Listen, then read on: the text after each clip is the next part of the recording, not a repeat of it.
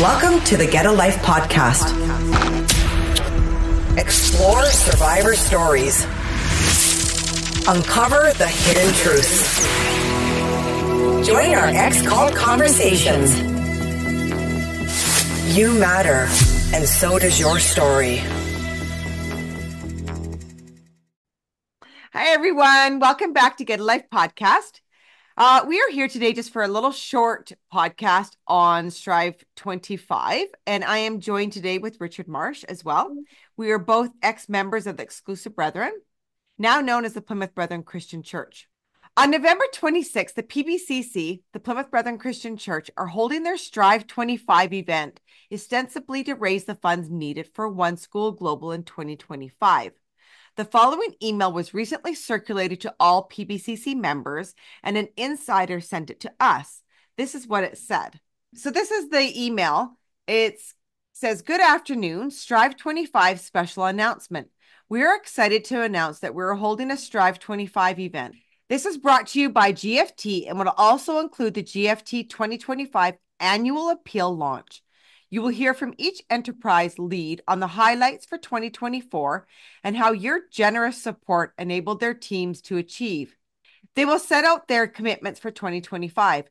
GFT will present the one number goal for 2025, which will enable the enterprises to support the educational, charitable, and welfare aspirations of our community. As a result of these important but welcome changes, the new date for Strive 25 and the launch of the GFT annual appeal is November 26th. So I want to input this here that it was just postponed. It was supposed to be the week prior. Strive 25 event details. Who? All households globally. 100% attendance with an exclamation mark. What? Strive 25 event and GFT annual appeal launch. When? The 26th of November, 2024, 7:30 p.m. local time. Where? Zoom presentation played in our homes. Why? To circle back on commitments of our enterprises in 2024, discuss our Strive for 2025, and present the needs in the ecosystem for 2025. Please ensure you have saved these updated details in your calendar until the 26th, and then it was signed a name on behalf of GFT Global. So these annual fundraisers consist of an hour or more of fast-talking UBT-trained marketing executives, giving a polished sales patter interspersed with misleading and fragmented financial data, all leading to the inevitable conclusion that the long-suffering members of the Plymouth Brethren Christian Church will really have to try much harder and bust their gut to stump up an even larger donation than ever. OSG, One School Global, is presented as being perpetually on the verge of a financial abyss, and unless the said eye-watering sums are received pronto, disaster will overtake the whole ecosystem, and the potential will be left without a school to attend.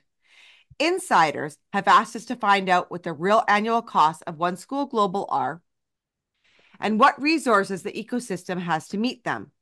Investigative journalist Damien Hasty has been studying the Brethren's global finances in detail for some years now, and he has provided us with the latest numbers from all around the globe. We have put these into a simple bar chart that everyone can understand, and we have Richard here to help us understand this bar chart. So yeah, can you explain this to us, Richard?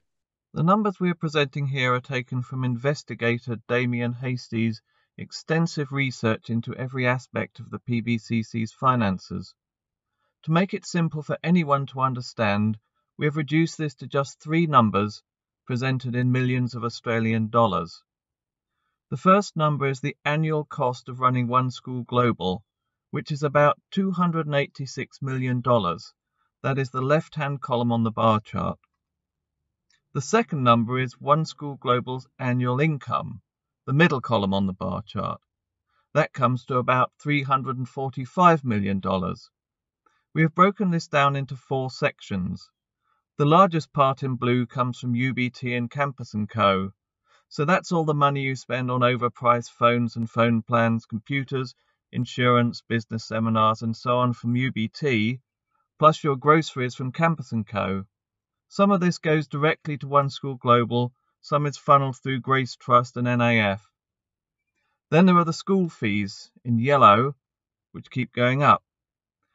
Then there are government grants, in purple, mainly from Australia, which may be threatened, but you can see from the chart that One School Global can manage quite comfortably without them. Then there is the other income in green. That is the money from other ecosystem enterprises such as Tiremax and CoShield Global. So to recap, based on all the published accounts from previous years, we expect One School Global in 2025 to have costs of about $286 million and an income of around $345 million, meaning that, as in previous years, they're running a very substantial surplus of about $60 million worldwide. That brings us to the final column, that stack of coins on the right. It is obvious that if your income exceeds your expenditure year after year, you will accumulate savings, and the Brethren's ecosystem has done just that. These cash reserves are just sitting in various trusts and charities, doing nothing in particular. The largest cash reserves are held in One School Global UK, the Grace Trust, and the NAF, which have just under $200 million between them. Note that we have not included the various vision funds in this number. The cash reserves of $210 million are not allocated to any investment. They are all there for One School Global to use if it needs them. Speaking of vision funds, can I take you back 2 years to Strive 23, when Bruce Hales personally made an appeal to raise $500 million for the Vision Endowment Fund on the premise that it would generate a 20% or more annual return on investment, which would practically fund the whole of One School Global? Well, if those Strive 23 promises come to pass, that would add another $100 million to the OSG income. But in my opinion, the vast majority of that $500,000 has been absorbed by a handful of elite, Hales-linked businesses, and we will never see it again. They will tell you things like, oh yes, it made a huge gain, so we decided to reinvest it for another year. But it's no good crying over spilled milk. So there you have the numbers, and now you can decide how much for your hard-earned salary to donate to Strive 25.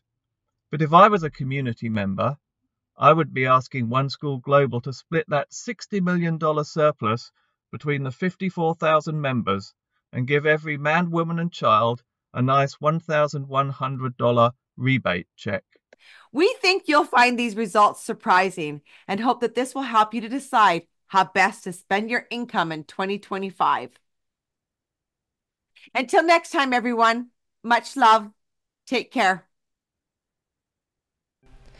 How can you support Get a Life podcast? You can donate internationally via PayPal at www.paypal.me/getalifepodcast. PayPal also has a QR code that can be scanned.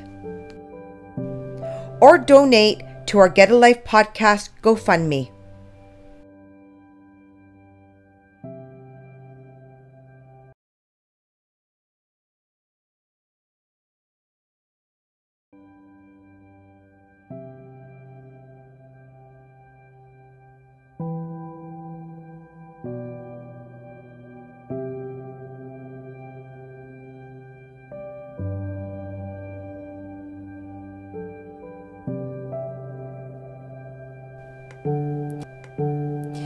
If you're in a high-demand religious group and need help, please go to oliveleaf.network. To share your story or be a guest on the show, email info.getalife@proton.me. Check out www.get-a-life.net for Get a Life merchandise, books, and ways to support or get support. Please remember to like this video, subscribe to Get a Life, and comment.